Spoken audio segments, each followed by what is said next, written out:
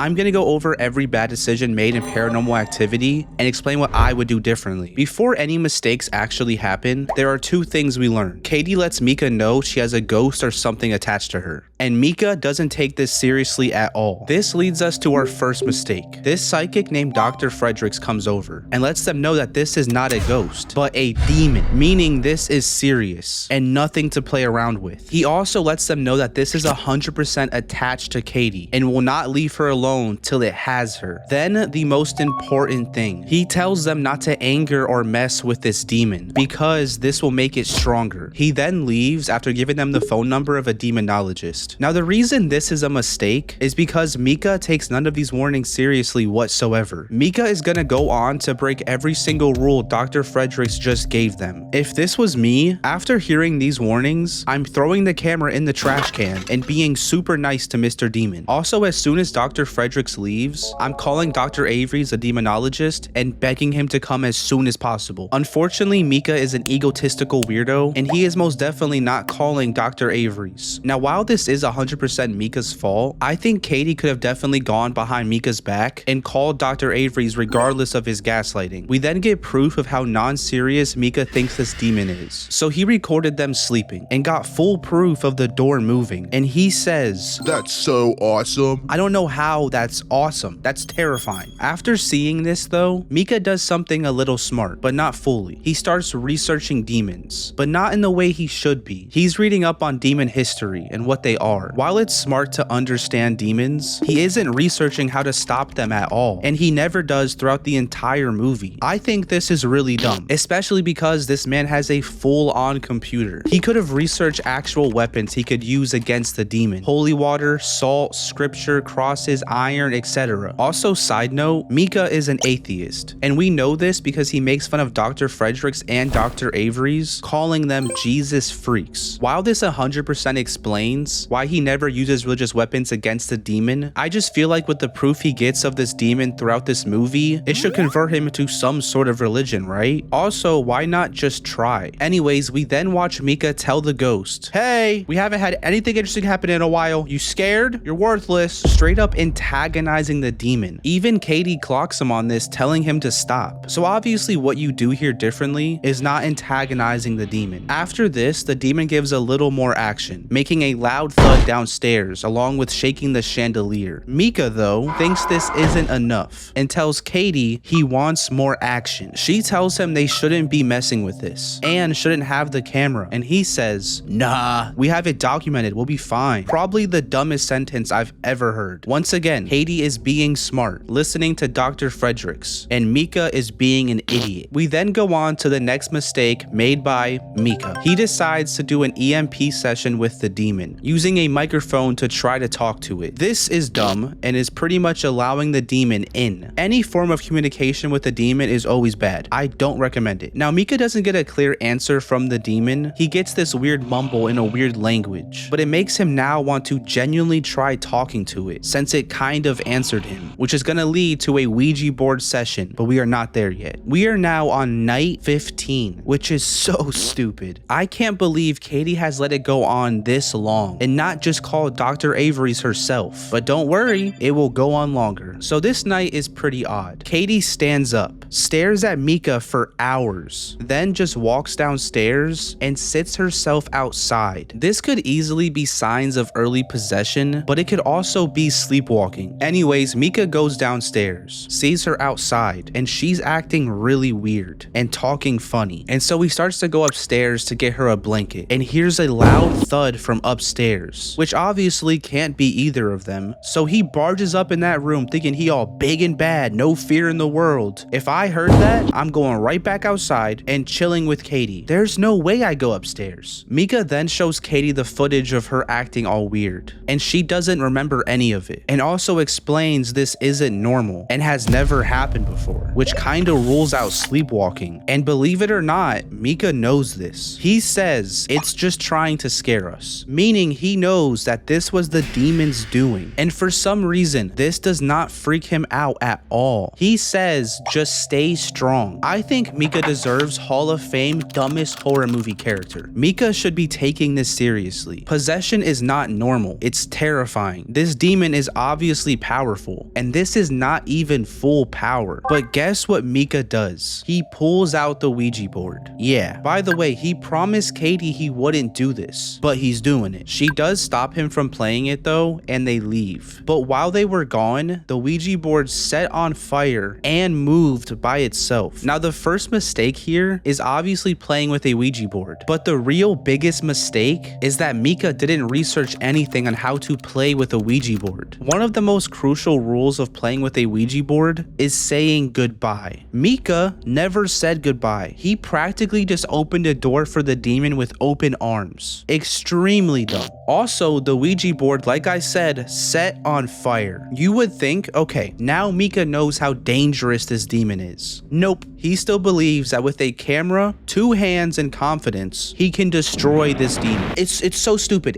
Katie is smart like us and is very mad at Mika, so she makes him apologize to the camera. I swear to abide by Katie's rules and regulations of camera use and not to offend this entity or whatever it is in any way. And we both know for a fact he is going to break this apology as fast as he can. Regardless of that though, Mika then, to prove to Katie he does not need Dr. Avery's, does the smartest thing we've seen him do in the whole movie. He puts powder on the floor. Yeah, he puts powder so he can see the footsteps of the demon. As if he doesn't have enough proof. He just needs to see footsteps. This truthfully does nothing. Also in this scene, we get a little insight into Mika's strange brain. The real reason he does not want to call Dr. Avery's is because he has an insecure ego. Even though he has no knowledge whatsoever on how to deal with demons, he wants to be the one to protect Katie because she's his girlfriend. And no man is protecting you but me. I don't think Katie is with Mika because he is a demon expert. It's silly. Mika does get his proof with his powder and he sees footprints, not a big surprise. And Katie says, let's go, which bet, I'd go too. But Mika wants to find the demon and ends up going into the attic and finding a picture of little Katie. Now this finally was a wake-up call for Katie that the demon was in control. The demon wanted him to find that photo. The demon knew he would go up there, and that finally scared her enough to finally call Dr. Avery's. But because of Mika forcing her to wait that long, Dr. Avery's is now busy and out of the country and cannot come, which is very unfortunate. Katie does smartly call back Dr. Fredericks since that's their last hope, but it kinda wasn't their last hope. I strongly believe that in this world, there isn't just one demonologist. Katie could have easily gone on the computer and Googled demonologist near me and called every single one of them. She could have even called a priest. Such a missed opportunity. Anyway, Dr. Fredericks can't come over tonight, so they have to wait one more day. And unfortunately, the demon is starting to get very aggressive because on this night, instead of a little moving of the door, the demon slams the door shut. Mika walks out and says, "You really want to mess with us?" Showing that somehow after all of this, he somehow still believes he has a chance. I don't get it. Then the next day, the demon attacks during the day, which by the way has never happened up until this point, meaning the demon is getting very strong. Now the attack the demon did was shattering the glass surrounding Mika's face in a picture. This could have been the saving grace for Mika's survival. This shatter gave full confirmation that the demon has no intention of physically harming Katie, but it most definitely wants to harm Mika and wants him dead. With this knowledge, Mika could have survived. Katie is safe, but he is not, meaning he has only one option here for survival. Leave, break up with this girl, and move countries. If it wasn't for Mika not calling Dr. Avery's and angering the demon, he could potentially stay with her. But at this point, that's not an option. Also, the demon literally breathes on Katie's neck right in front of Mika. This is 100% serious and terrifying. Dr. Fredericks comes over, and this guy has to be the smartest dude in a horror movie. He walks in and says, "Oh no, the demon does not want me here. It's very powerful. I'm not trained for this. Goodbye." Earlier in the movie, Dr. Fredericks was chilling on the couch with them, going in the bedroom and having a chat. So it's fair to say, Mika's stupidness really angered the demon. Now I'm gonna be 100% honest. At this point in the movie, there isn't much you can do, since the next couple of nights are just insane. Katie gets dragged out of the room, gets bit,